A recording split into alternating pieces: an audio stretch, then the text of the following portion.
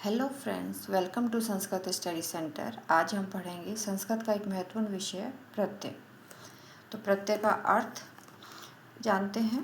प्रत्यय का अर्थ वे शब्दांश जो किसी धातु या शब्द के अंत में जुड़ते हैं उन्हें प्रत्यय कहते हैं। यथा जैसे पठ धातु प्लस कत्वा प्रत्यय। यहाँ पठ धातु है, कत्वा प्रत्यय है, तो मिलके बनेगा पठित्वा। इसका अर्थ होगा पढ़कर। गम धातु प्लस तुमुन प्रत्यय, तो इसका बनेगा गंतुम, जाने के लिए। प्रत्यय के भेद। प्रत्यय 3 प्रकार के होते हैं। कृत प्रत्यय, तद्धित प्रत्यय, स्त्री प्रत्यय।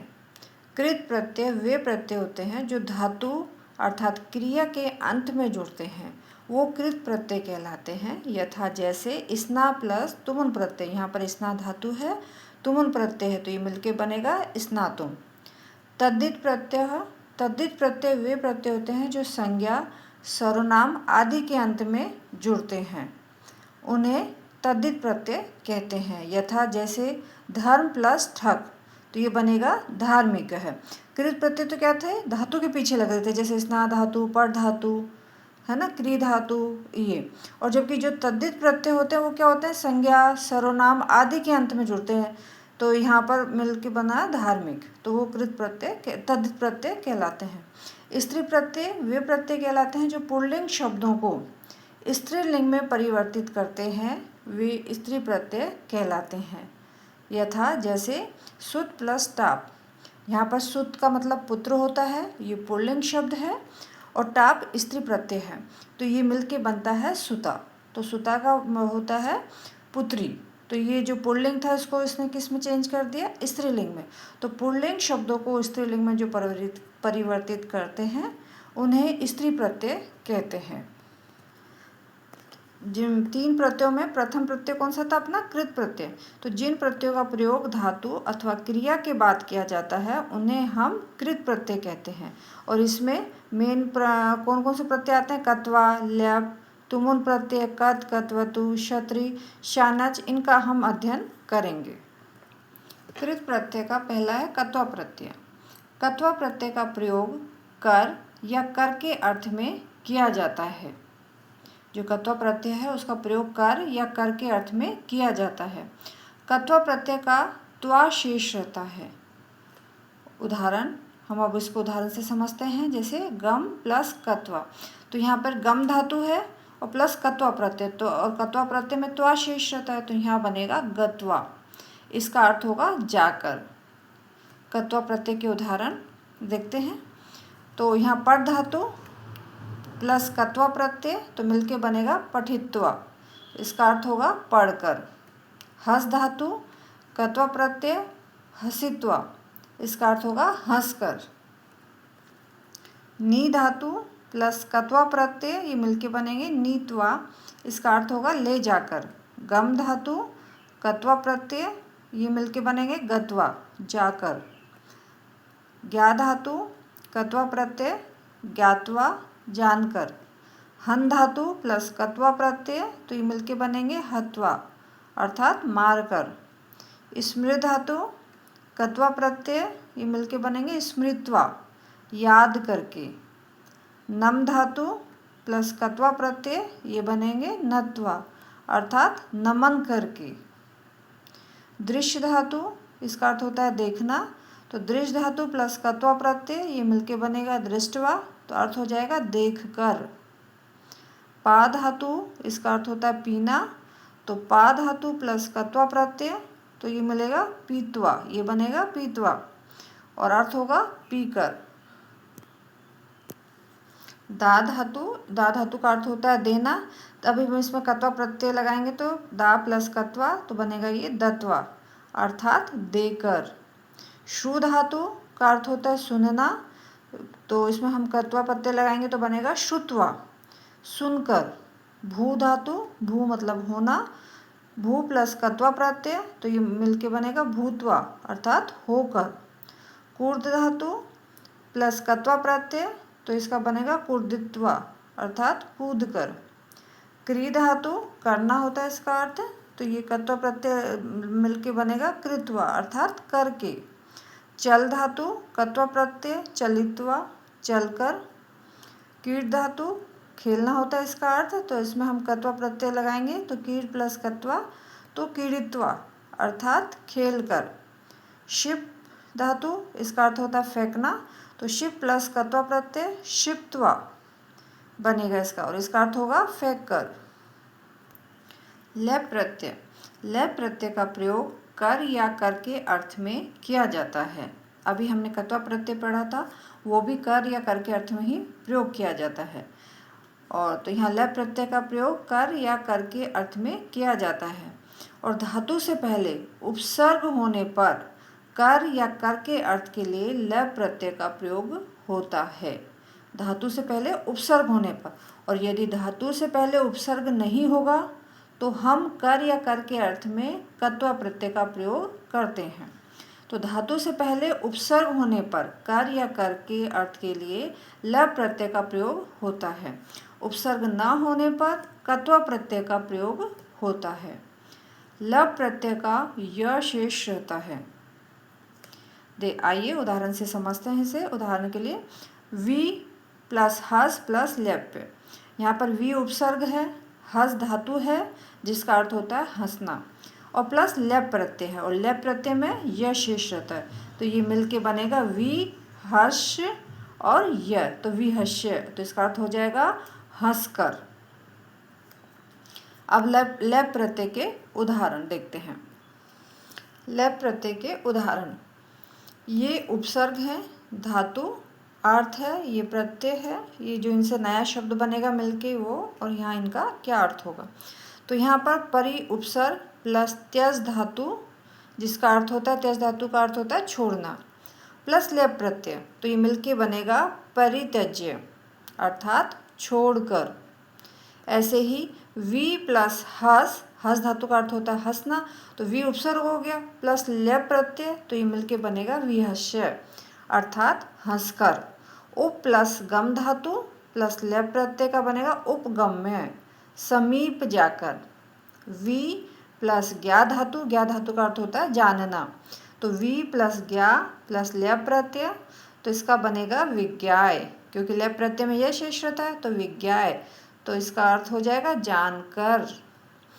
औपसर्ग नी धातु, नी धातु का अर्थ होता है लाना, तो औपसर्ग नी धातु प्लस लेप प्रत्यय, और लेप प्रत्यय में यह शेष रहता है, तो ये मिलके बनेंगे आनीय, तो आनीय का अर्थ होता है लाकर। औपसर्ग दा धातु, दा धातु का अर्थ होता है लेना प्लस लेप प्रत्यय, तो ये हो जाएगा आदाय अर्थात लाकर।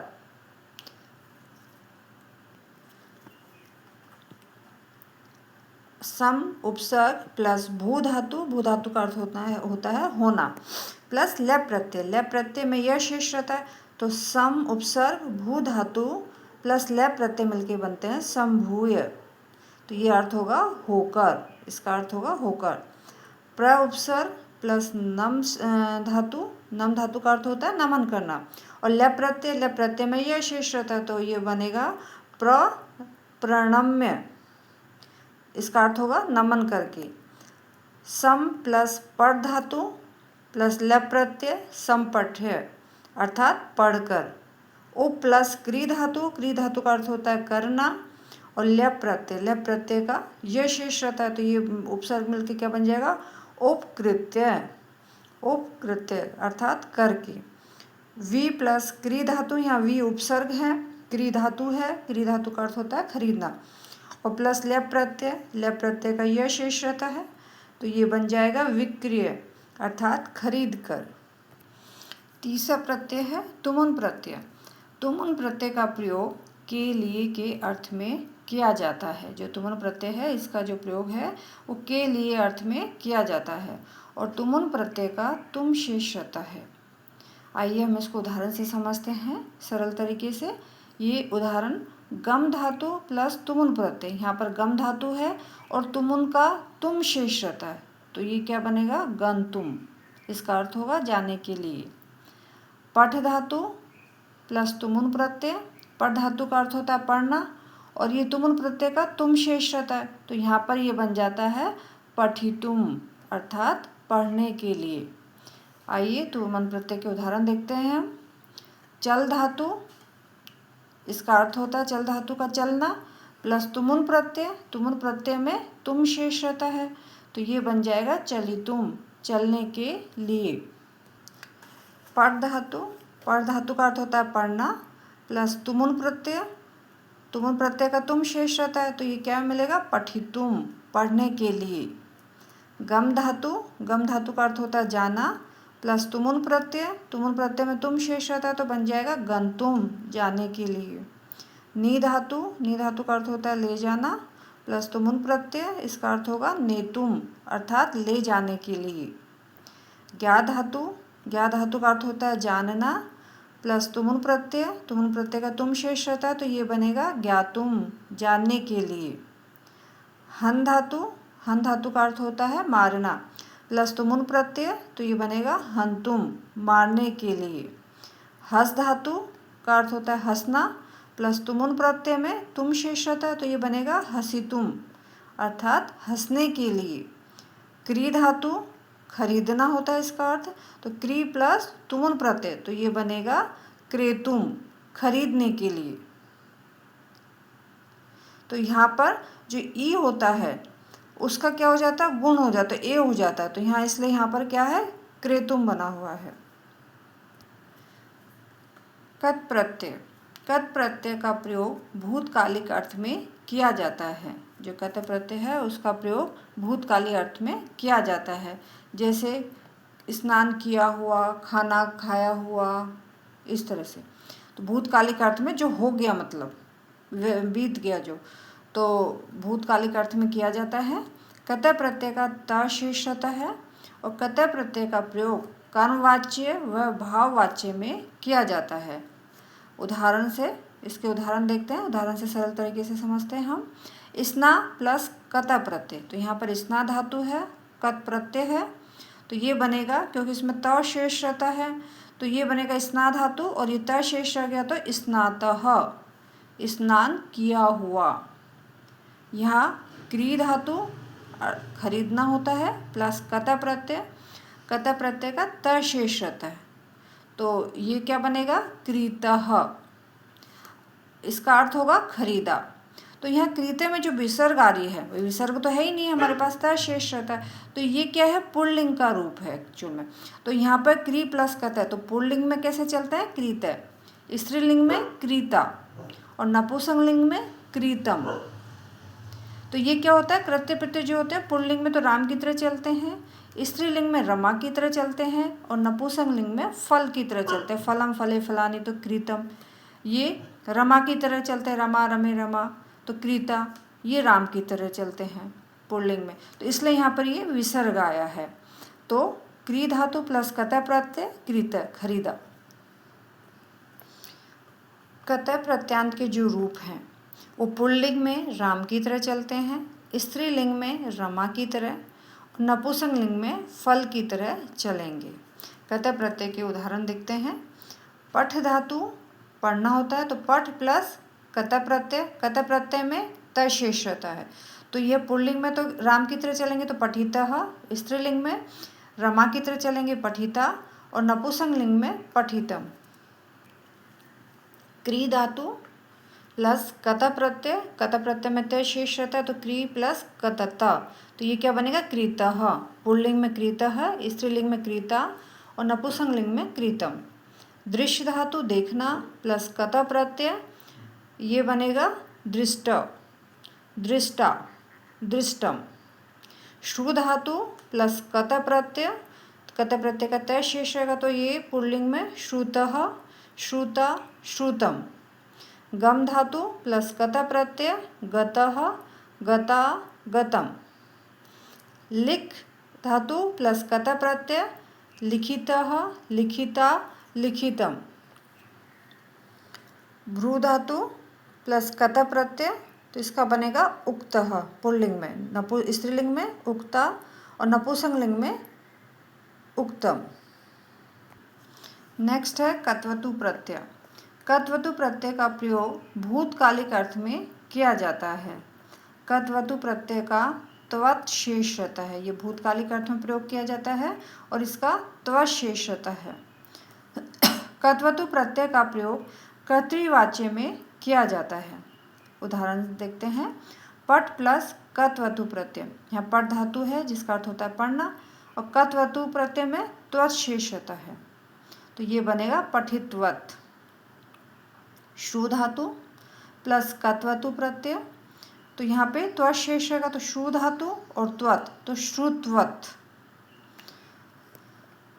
अब यहाँ पे श्रुत्वत् जो शब्द है ये तो हमने देखा नहीं है, अधिकतर श्रुत्वत् है, तो यह जो है इनके रूप चलते हैं पुल्लिंग, स्त्रीलिंग, नपुंसकलिंग।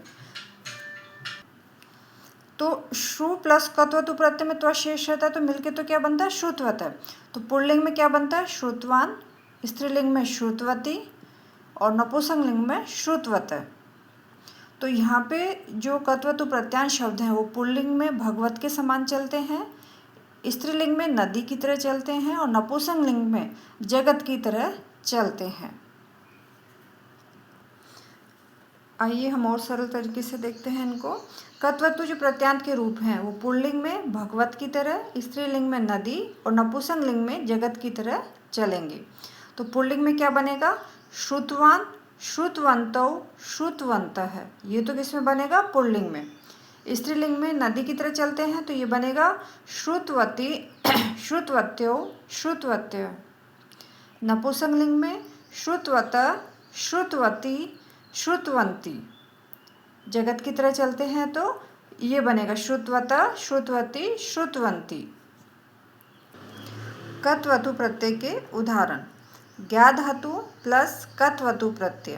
कत्वतु प्रत्यय का त्वत् शेष रहता है, तो ये पुल्लिंग में बनेगा ज्ञातवान है, स्त्रीलिंग में ज्ञातवती, नपुंसकलिंग में ज्ञातवत है।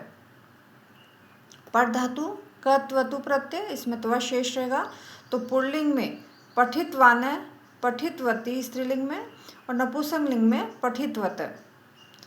गम धातु प्लस कत्वतु प्रत्यय, तो ये बनेगा गतवत है, गतवत बनेगा, तो लेकिन पुल्लिंग में क्या बनेगा ये गतवान, गतवती, गतवत। दृश्य धातु कत्वतु प्रत्यय, पुल्लिंग में दृष्टवान, स्त्रीलिंग में दृष्टवती और नपुंसकलिंग में दृष्टवत। क्री धातु कत्वतु प्रत्यय, पुल्लिंग में कृतवान, स्त्रीलिंग में कृतवती और नपुंसकलिंग में कृतवत। क्षत्रिय प्रत्यय। क्षत्रिय प्रत्यय का प्रयोग किसी कार्य को करते हुए के अर्थ में किया जाता है। क्षत्रिय प्रत्यय का अत शेष रहता है। क्षत्रिय प्रत्यय का प्रयोग परस्मैपदी धातुओं के साथ किया जाता है। धातुएं 3 प्रकार की होती हैं, परस्मैपदी, आत्मनेपदी और उभयपदी। तो यहाँ पर जो परस्मैपदी धातुओं के हम उदाहरण देखते हैं, ये पठति, पठत, पठन्ति। जो परस्मै जिन धातुओं के रूप अति, अत, अंति इस तरह चलते हैं वो परस्मैपद धातु होती हैं। यथा जैसे पठ प्लस क्षत्रिय प्रत्यय, तो पठ धातु परस्मैपद धातु है और क्षत्रिय प्रत्यय में अत शेष रहता है, तो ये इसका बनता है पठत, पढ़ते हुए। ऐसे ही और सरल तरीके से हम समझते हैं। हस प्लस क्षत्रिय प्रत्यय, तो हस धातु हंसने अर्थ में और क्षत्रिय में अत शेष रहता है, तो ये बनता है हसत, अर्थात हंसते हुए। तो हस प्लस क्षत्रिय बन के क्या बनता है हसत। तो यहाँ पर जो पुल्लिंग है इसमें तो इसके रूप चलते हैं हसन, स्त्रीलिंग में हसंती और नपुंसकलिंग में हसत। तो क्षत्रिय प्रत्यांत के जो रूप हैं पुल्लिंग में पठत की तरह चलते हैं, स्त्रीलिंग में नदी की तरह और नपुंसकलिंग में जगत की तरह चलेंगे। आइए देखते हैं। पुल्लिंग में किसकी तरह चलते हैं पठत की तरह, तो ये बनेगा अहसना, हसंतौ, हसंत। स्त्रीलिंग में नदी की तरह चलते हैं तो हसंती, हसंत्यो, हसंत्यः। नपुंसकलिंग में जगत की तरह चलते हैं तो हसत, हसती, हसंती। आइए उदाहरण से समझते हैं। लिख धातु प्लस क्षत्रिय प्रत्यय, तो क्षत्रिय प्रत्यय का अत शेष रहता है, तो ये क्या बनता है नया शब्द लिखत। तो पुल्लिंग में लिखन, स्त्रीलिंग में लिखंती और नपुंसकलिंग में लिखत। पठ धातु पढ़ना प्लस क्षत्रिय प्रत्यय का अत शेष रहता है तो मिलके बनता है पठत। तो इस पुल्लिंग में पठन, स्त्रीलिंग में पठन्ति, नपुंसकलिंग में पठत। दा धातु प्लस क्षत्रिय प्रत्यय, दा मुख्य धातु होती है लेकिन जब रूप चलते हैं तो यक्ष में करके बनता है यच्छति, यच्छत, यच्छन्ति। तो दा धातु प्लस क्षत्रिय प्रत्यय, इसमें अत शेष हुआ तो ये बन गया यच्छत। तो यच्छन, स्त्रीलिंग में यच्छन्ति, नपुंसकलिंग में यच्छत। गम धातु प्लस क्षत्रिय प्लस प्रत्यय तो ये बनता है गच्छत। तो पुल्लिंग में गच्छन, स्त्रीलिंग में गच्छन्ति, नपुंसकलिंग में गच्छत। दृश्य धातु देखना प्लस क्षत्रिय प्रत्यय का अत शेष रहता है तो ये दृश्य धातु भी ये रूप चलते हैं जब पश्य में बदल जाती है तो ये बनेगा पश्यत। पश्यन पुल्लिंग में, स्त्रीलिंग में पश्यन्ति, पश्यत। कीड़ धातु प्लस क्षत्रिय प्रत्यय तो ये बनेगा कीड़त। कीड़न पुल्लिंग में, स्त्रीलिंग में कीड़न्ति, नपुंसकलिंग में कीड़त। पा धातु पीना प्लस क्षत्रिय प्रत्यय तो ये बनेगा पिबत। क्षत्रिय प्रत्यय में शेष रहता है तो इसका पुल्लिंग में पिबन, पिबन्ति और पिबत। और भी ये उदाहरण है। वद धातु वद प्लस क्षत्रिय प्रत्यय तो ये बनेगा वद धातु, क्षत्रिय में शेष रहता है तो वदत। तो यहाँ पे क्या है और ये बन जाएगा पुल्लिंग में वदन अर्थात बोलता हुआ। नपुंसकलिंग में जो ये मेन बनता है शब्द, जैसे वद धातु है और क्षत्रिय प्रत्यय का अत शेष रहता है तो ये बनता है वदत। तो नपुंसकलिंग रूप में भी यही रहता है अधिकतर। और पुल्लिंग में न तय का न हो जाता है, तय का न हो जाता है तो वदन, रक्षण ऐसा बन जाएगा, पचन। और स्त्रीलिंग में जो है ये पुल्लिंग का तो न रहेगा, उसमें ती जुड़ जाएगा बस, जैसे वदन्ति, रक्षन्ति, पचन्ति, स्मरन्ति, खेलन्ति, तो ती जुड़ जाएगा तो वो स्त्रीलिंग रूप बन जाएगा। ठीक है।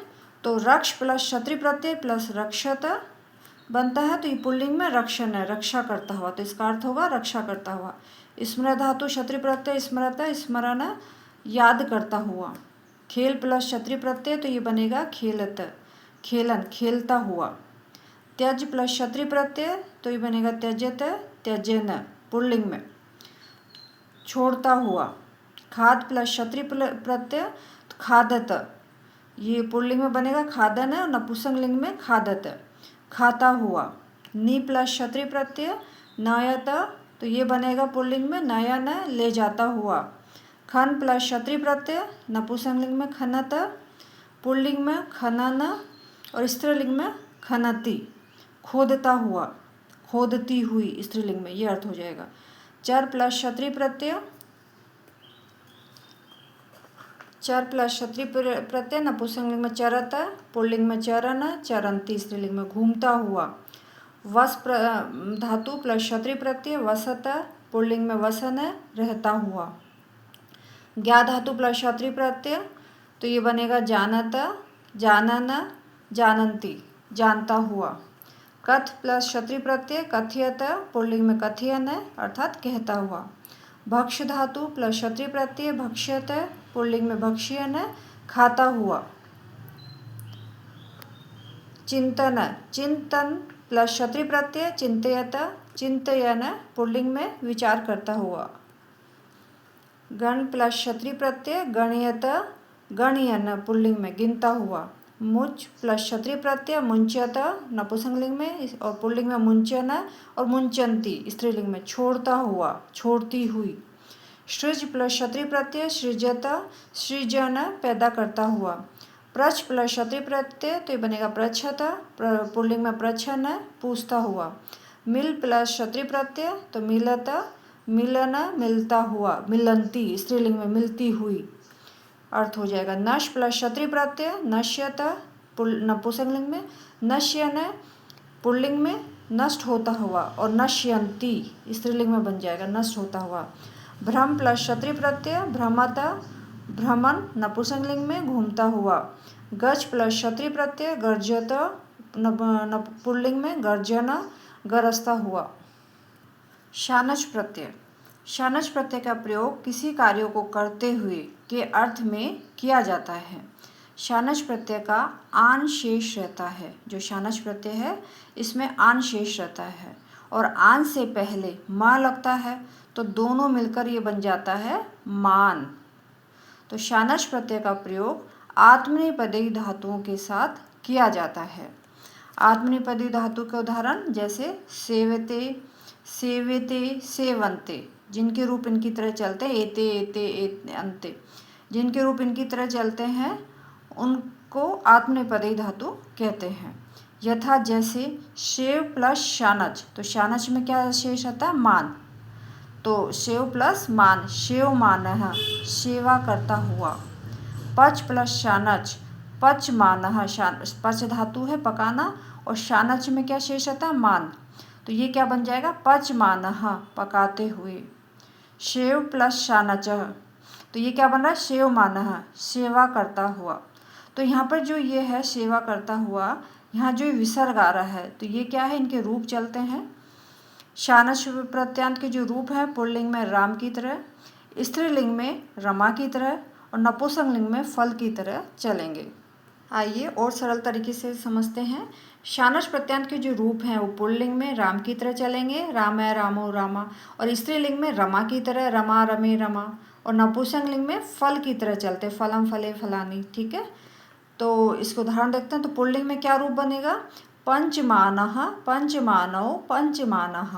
स्त्रीलिंग में रमा की तरह तो पंचमाना, पंचमाने, पंचमानः। नपुंसकलिंग में फल की तरह तो पंचमानम, पंचमाने, पंचमानानि। और उदाहरण देखते हैं। शह धातु है प्लस शानच प्रत्यय, तो शानच प्रत्यय का मान शेष रहता है तो क्या बनेगा? सहमान। तो पुल्लिंग में सहमानः, स्त्रीलिंग में सहमाना और नपुंसकलिंग में सहमानम। याच धातु प्लस शानच प्रत्यय, शानच प्रत्यय में मान बसता है तो ये क्या बनता है?